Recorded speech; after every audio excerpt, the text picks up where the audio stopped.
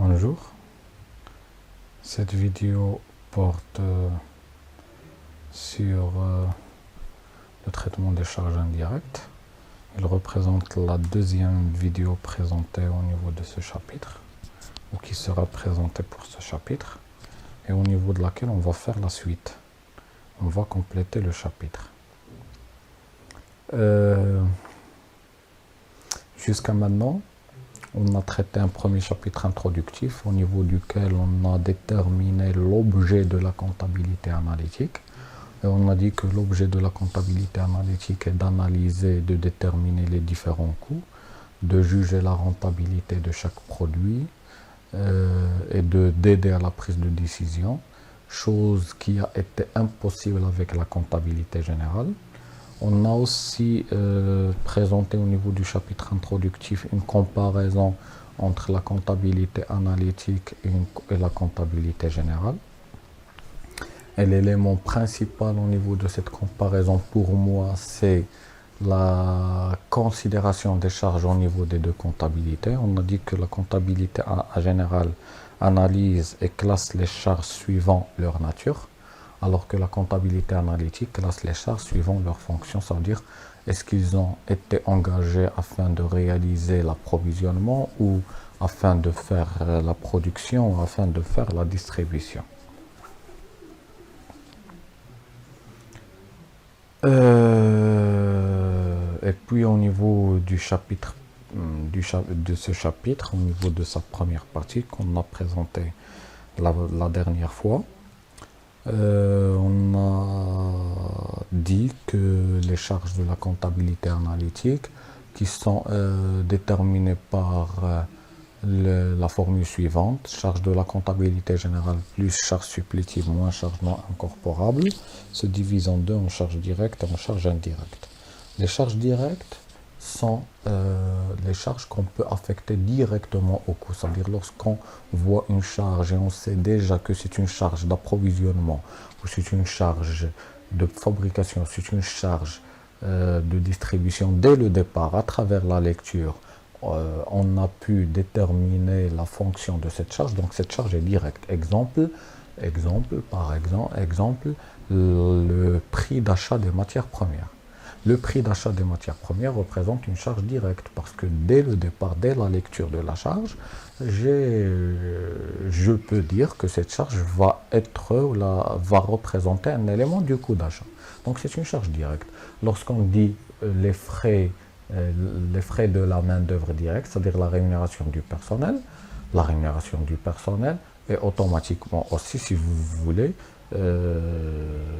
ou les frais de la main-d'œuvre directe, c'est aussi une charge directe de fabrication. Dès le départ, on peut connaître ça. Donc les charges directes sont les charges qui peuvent être affectées directement au coût sans calcul intermédiaire. Alors que les charges indirectes, ce sont les charges qui ont été engagées pour accomplir les trois fonctions. Ce sont des charges engagées pour à la fois assurer les fonctions d'approvisionnement, les missions de fabrication et les missions de distribution. Exemple, le loyer. On a loué un local au niveau duquel on va exercer notre activité. Et notre activité se divise en trois étapes, en approvisionnement, fabrication et distribution. C'est-à-dire les frais du loyer qu'on a payé, c'est à la fois, ils concernent à la fois le coût d'achat, parce qu'au niveau de ce local, on exerce les missions d'approvisionnement. Il concerne aussi le coût de production parce que au niveau de ce local, on exerce la production. Il concerne aussi le coût de revient parce qu'au niveau de ce local, on exerce les missions relatives à la distribution. Par voie de conséquence, le loyer est une charge qui concerne l'ensemble des coûts, l'ensemble des produits, et donc c'est une charge indirecte. Et les charges indirectes telles que le loyer, l'assurance, le transport, etc. représentent quoi? Représentent des charges qui sont indirectes, qui nécessitent un traitement intermédiaire avant qu'ils soient affectés aux différents coûts. L'essentiel, c'est que les charges, je dois les affecter, les répartir suivant leur fonction. L'ensemble des charges, les charges directes, je connais dès le départ quel est le coût, laquelle est leur fonction, lequel est le coût au niveau duquel ils vont s'incorporer, c'est-à-dire les charges directes. Donc, il n'y a pas de problème au niveau des charges directes parce que dès la lecture, dès l'observation d'une charge directe, je peux connaître dès le départ quel est le coût dont il va faire partie. Mais les charges indirectes sont des charges qui concernent l'ensemble des coûts. Donc on doit les traiter avant de les affecter au coût d'achat, de production, de distribution. C'est bon. Donc c'est ce qu'on a fait, c'est ce qu'on a commencé à faire la séance précédente. Et on a fait le traitement, on a traité les charges indirectes. Et on a dit que le traitement des charges indirectes se divise en deux parties, en traitement primaire, en traitement secondaire. La répartition primaire et la répartition secondaire. La répartition primaire consiste à répartir ces charges indirectes sur l'ensemble des sections auxiliaires ou principales. Voilà, notre point à rappeler, c'est la différence entre section principale et section auxiliaire. Les sections auxiliaires, ce sont les sections qui assurent des tâches et des missions pour l'ensemble des sections de l'entreprise. Alors que les sections principales représentent les sections au niveau desquelles l'objet de l'entreprise est réalisé ou là est exécuté. Par exemple, l'administration, on fait des tâches administratives pour ce qui concerne l'approvisionnement, ce qui concerne la production, ce qui concerne la distribution. On fait de l'entretien pour le matériel administratif, pour le matériel d'approvisionnement, pour le matériel de production, pour le matériel de distribution.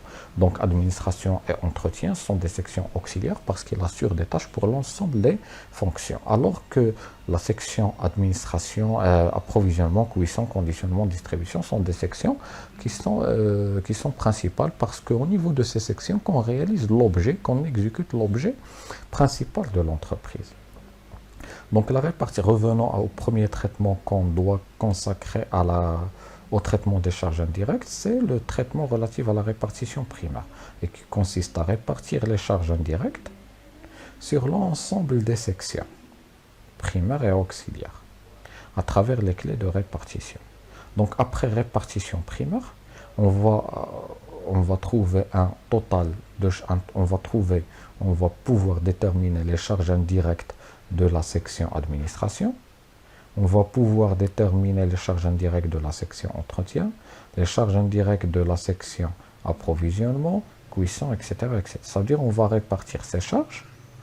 On va répartir ces charges sur l'ensemble des sections. Donc après répartition primaire, on va pouvoir mesurer les charges et déterminer les charges indirectes de chaque section, qu'il soit auxiliaire ou principale. Mais la problématique, c'est que les charges indirectes des fonctions auxiliaires, on peut les affecter, on ne peut les affecter à aucun coût. Les charges administratives, est-ce qu'ils concernent les charges d'approvisionnement? Est-ce qu'ils concernent le coût d'achat? C'est-à-dire, est-ce que ce sont des charges d'approvisionnement? Non. Est-ce que ce sont des charges de fabrication? Non. Est-ce que ce sont des charges de distribution? Non. Donc les charges d'approvisionnement, les charges indirectes relatives à l'administration concernent l'ensemble des coûts, l'ensemble des fonctions de l'entreprise. Et par voie de conséquence, donc qu'est-ce que je dois faire? Je dois répartir les charges indirectes de la section administration sur les autres sections pour que je puisse les affecter au coût d'achat, de production ou de revient.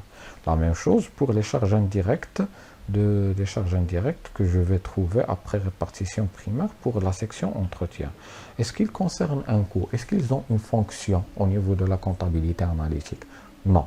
Donc qu'est-ce que je dois faire? Donc je dois les répartir sur les sections principales afin de pouvoir les affecter aux différents coûts que je vais calculer par la suite. Et donc ça sera l'objet du deuxième traitement des charges indirectes qui consiste à faire une répartition secondaire. En quoi consiste la répartition secondaire? Consiste à répartir les charges indirectes des sections auxiliaires, les charges indirectes des sections auxiliaires qu'on va trouver par répartition primaire. On va répartir les charges indirectes de ces sections sur quoi? On va répartir les charges indirectes de ces sections auxiliaires sur les sections principales. Donc après répartition primaire, les charges indirectes se répartissent sur l'ensemble des sections. Après répartition secondaire, les charges indirectes des sections auxiliaires se répartissent sur les sections principales. Donc après répartition secondaire, le total des charges indirectes des sections auxiliaires sera égal à 0 parce que leur charge, leur montant sera réparti sur les sections principales. Et c'est ce qu'on a fait, si vous vous souvenez, au niveau de la dernière vidéo.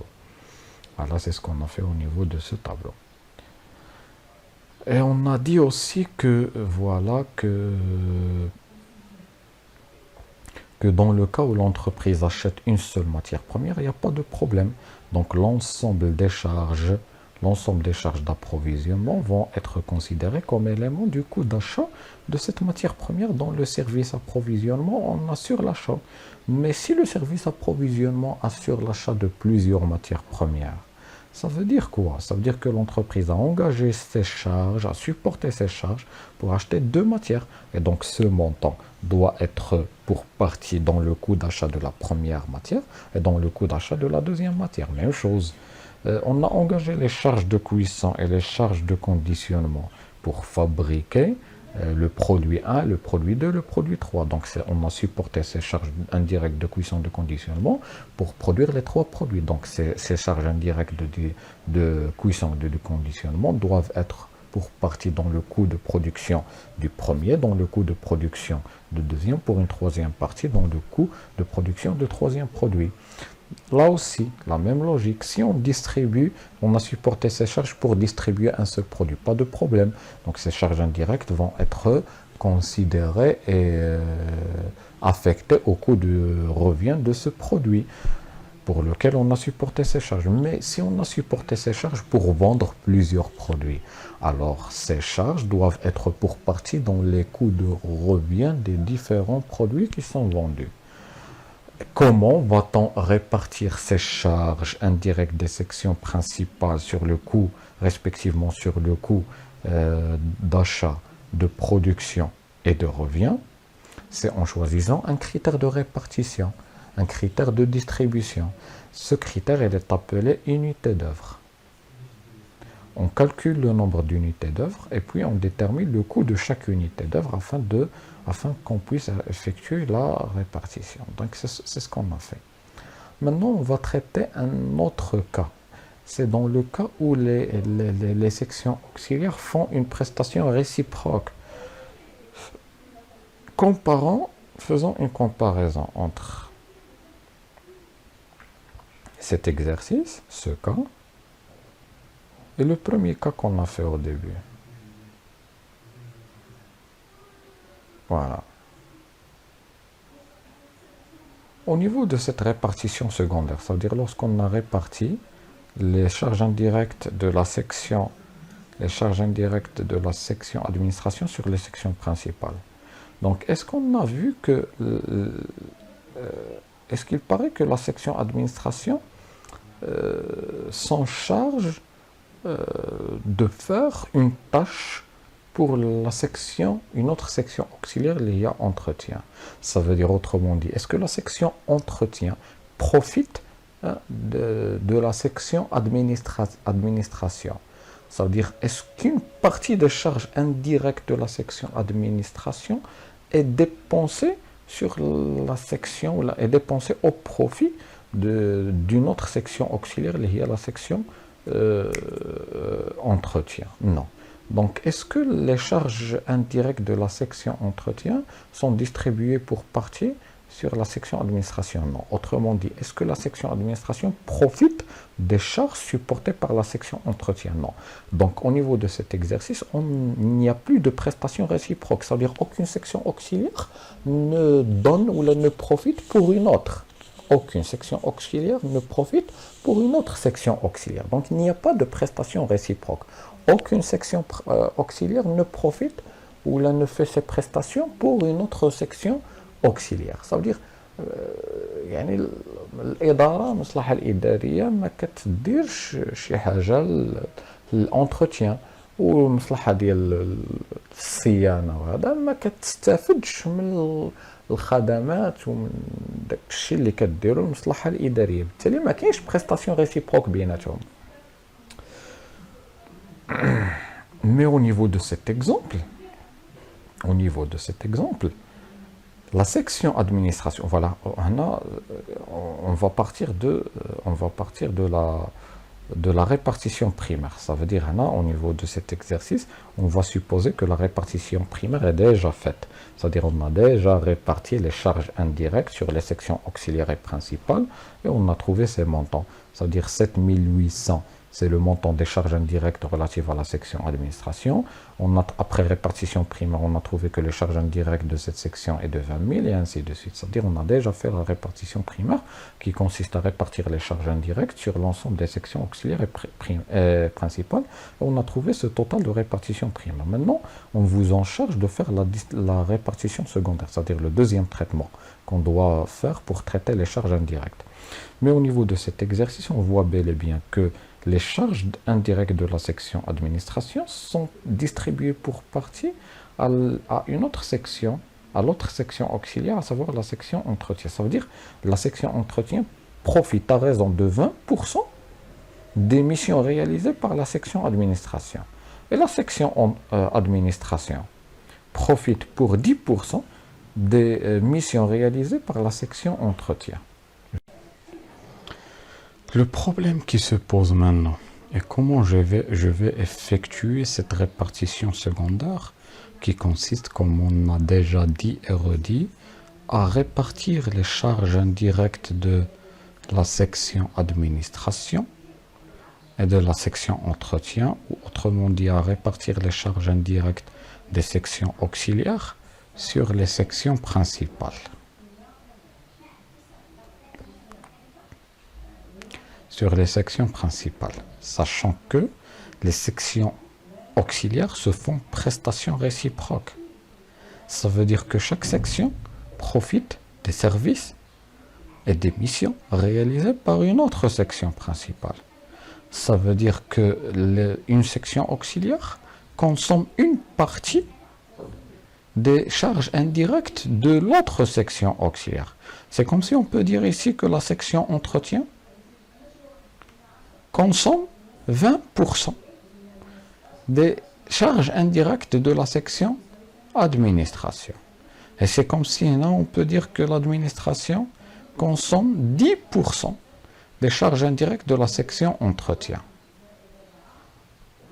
Sachant que à la fin de la répartition secondaire, on doit vider la totalité des charges indirectes des sections auxiliaires au niveau des sections principales. C'est-à-dire, à l'issue de la répartition secondaire, le total,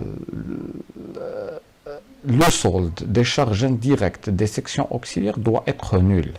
C'est-à-dire, on doit répartir la totalité des charges indirectes des sections auxiliaires sur les sections principales. Si on fait la répartition secondaire de la même manière effectuée au niveau de l'exercice précédent, qu'est-ce qu'on va faire? On va prendre les 7800, les charges indirectes de la section administration, on va les répartir sur les sections principales. Et puis là, on va retrancher moins 7800. Donc, on a 7800 fois 20, fois 10, fois 40, fois 20, fois 10. Et ici, entretien, on va répartir 20 000 dirhams, va être réparti à raison de 10% pour le service administration, 10% pour le service approvisionnement, pour l'atelier 1, atelier 2 et distribution. On va appliquer la même démarche, le même principe de répartition secondaire effectué au niveau de l'exercice précédent, au niveau du premier cas, et on va voir est-ce que ça va donner un résultat fiable et correct ou non. On va essayer de répondre dans le tableau suivant. Voilà.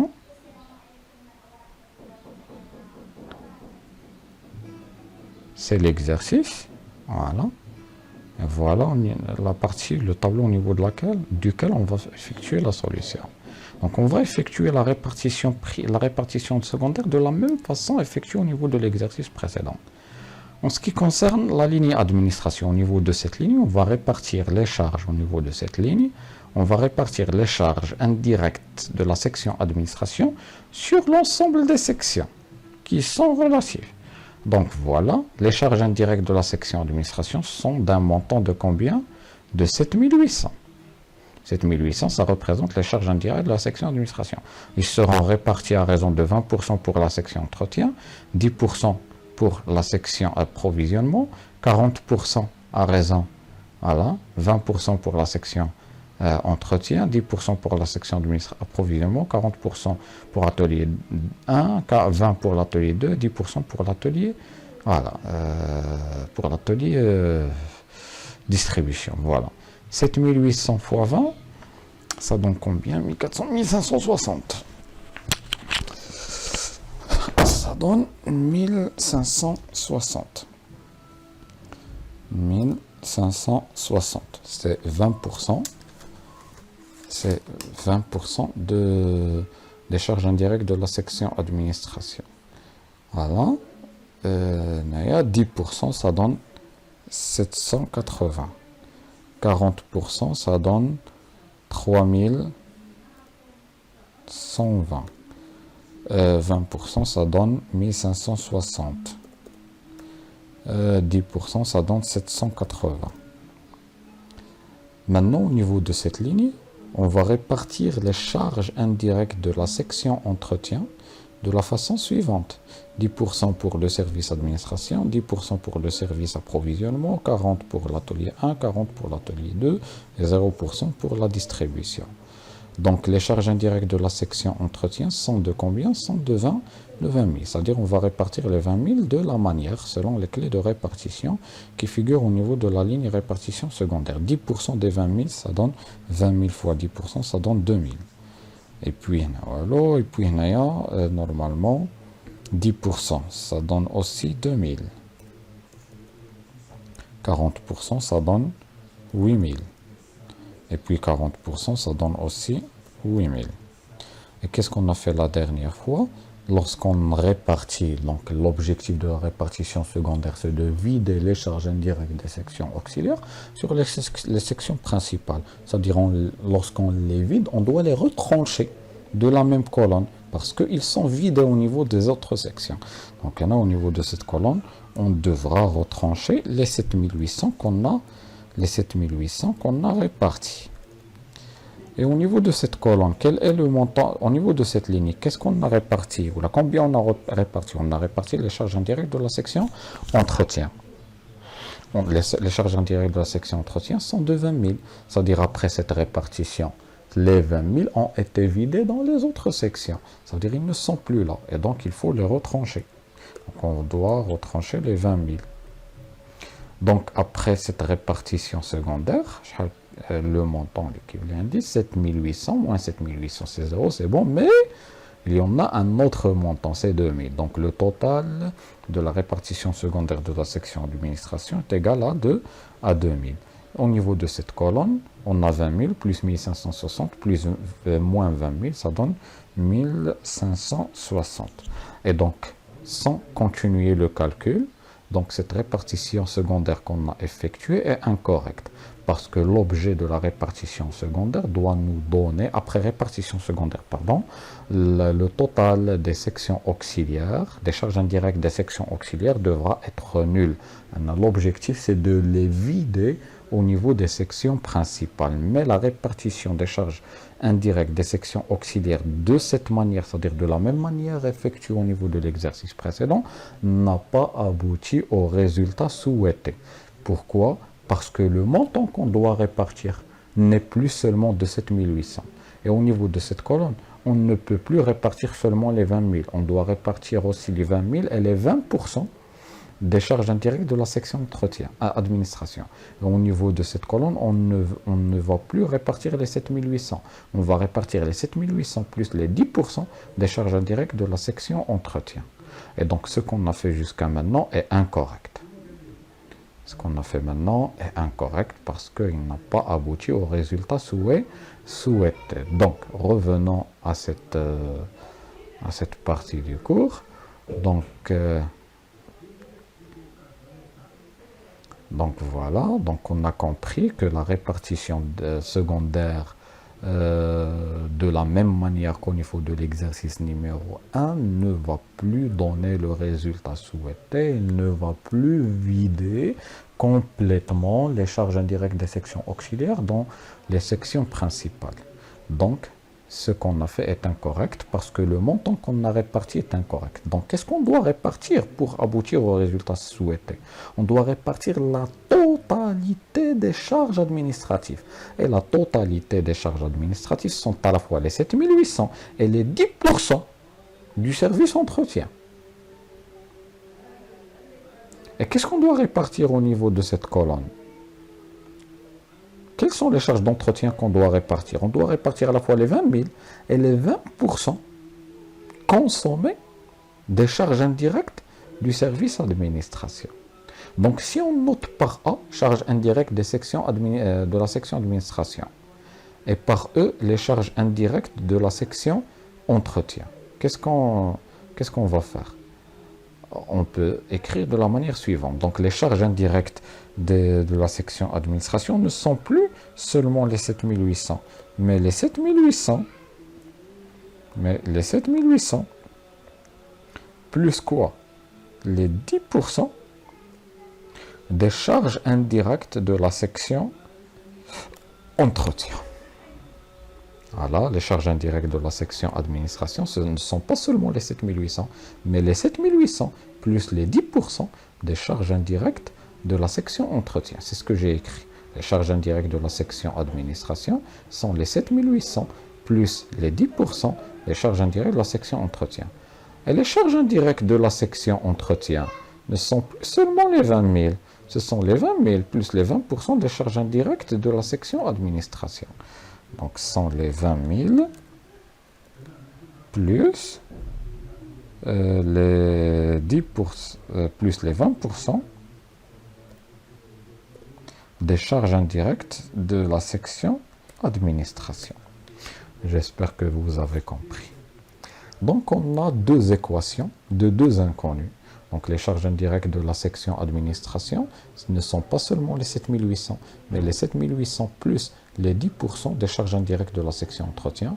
Et les charges indirectes de la section entretien ne sont plus seulement les 20 000, mais les 20 000 plus les 20% des charges indirectes de la section administration. C'est ce qu'on a écrit.